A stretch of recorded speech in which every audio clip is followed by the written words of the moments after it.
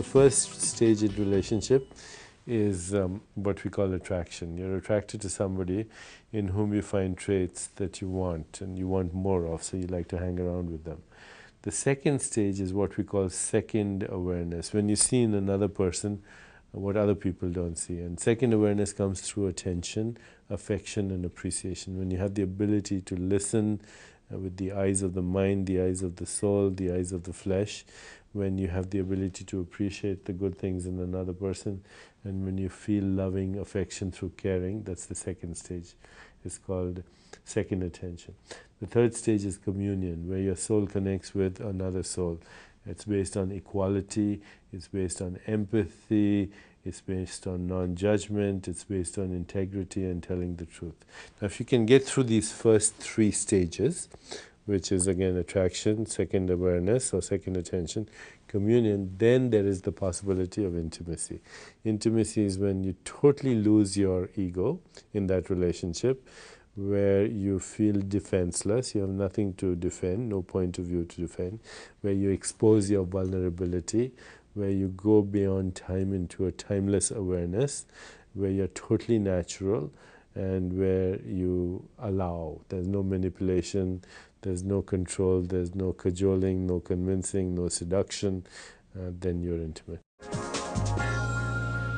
Pleasure is not the same thing as happiness. You know, having fun can give you a temporary degree of satisfaction, but not fulfillment. According to Vedanta, there are 5 reasons that people suffer. Number 1 is not knowing who they are. Number 2, grasping and clinging, and that which is impermanent. Whatever you have fun with is very transient, it goes. Number 3 is being afraid of what is transient and impermanent. Number 4 is identifying with your ego, which is again the hypnosis of social conditioning, the collective convincing hallucination. And number 5, the fear of death.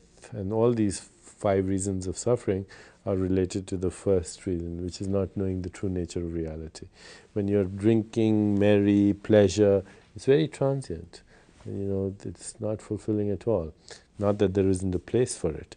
Now, when people feel actually the intoxication of love, which is very different from just transient pleasure, you'll find that their body makes serotonin, opiates, oxytocin, dopamine all at the same time.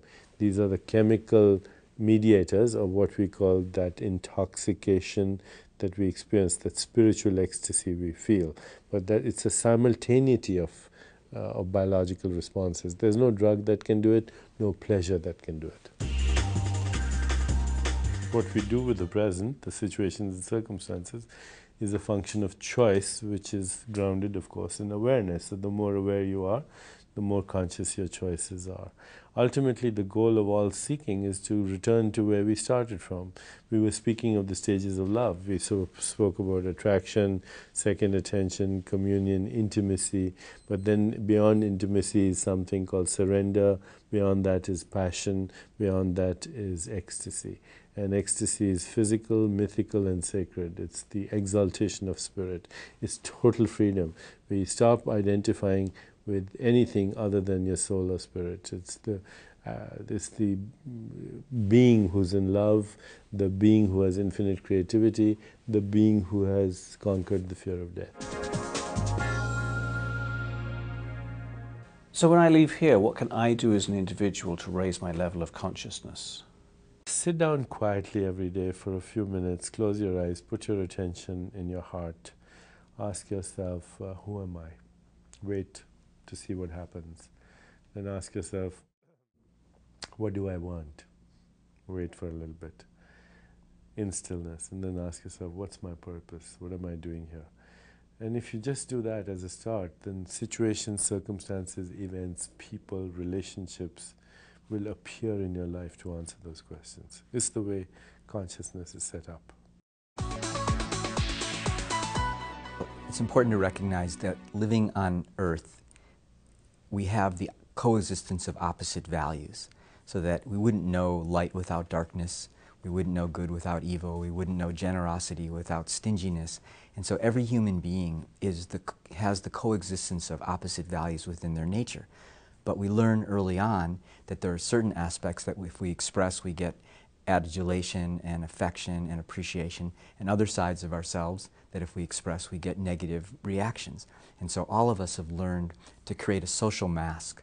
It's a self-image that we project to the world, hoping that we'll get the attention and appreciation that we're looking for. But simultaneously, it means we lock up parts of ourselves in the deeper levels of our psyche, hoping that no one discovers that. But of course, if we're not able to own and embrace those darker aspects of our nature, then they end up shaking the cages and manifesting in self-destructive ways. So we see it all the time in the political arena, where someone who is very against some particular behavior and is the first to throw the stones is usually the same one who later on turns out to have been doing the same exact behavior.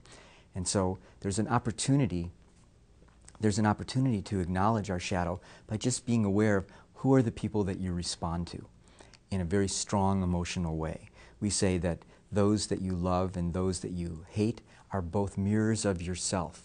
Those that you love are looking in the mirror and seeing something that you want to see, and those that you hate are looking in the mirror and seeing something that you don't want to see, so you project it outwards rather than accepting it internally. So whenever you find somebody or someone that you're reacting strongly against, the question to ask, if you're interested in uncovering the shadow, is what is it about that person which is really reflecting back something about myself? At first you might say, oh, there's nothing about me that's like that person. But if you look deeper, you'll usually realize that there's some part of you that actually is resonating with that person. And if you begin to own it and embrace it and have a conversation with that, you'll find that you're much less reactive when you see it being expressed externally. So, you know, if you get irritated consistently because someone is disorganized, it probably means there's a part of you that's actually very fearful of being disorganized yourself. When you see someone else getting away with it, it triggers your shadow saying, let me out. Why does that person get to express it? As soon as you address the fact that there's that part of you and maybe give it an opportunity to occasionally not have every single page on your desk perfectly aligned, not always have your bed perfectly made when you leave, but to be a little bit disorganized, then your shadow isn't feeling so disempowered, and then you won't find yourself reacting so strongly to people outside of yourself. There's a process of uncovering and then embracing the shadow, because every so-called negative aspect of our personality at some level serves a positive role. So if there's a part of you that seems to be quite cynical, that would most likely be a shadowy aspect of some fear-based behavior. But that cynical aspect of you came into your life at a time where it was protective on some level. So what you really want to do is, when you identify a trait that you believe or have been given feedback is not in your best interest, you want to ask yourself, how is that trait serving me, and is it still serving me, and is there some other way to express that need without making everyone around me think that I'm cynical or caustic or arrogant?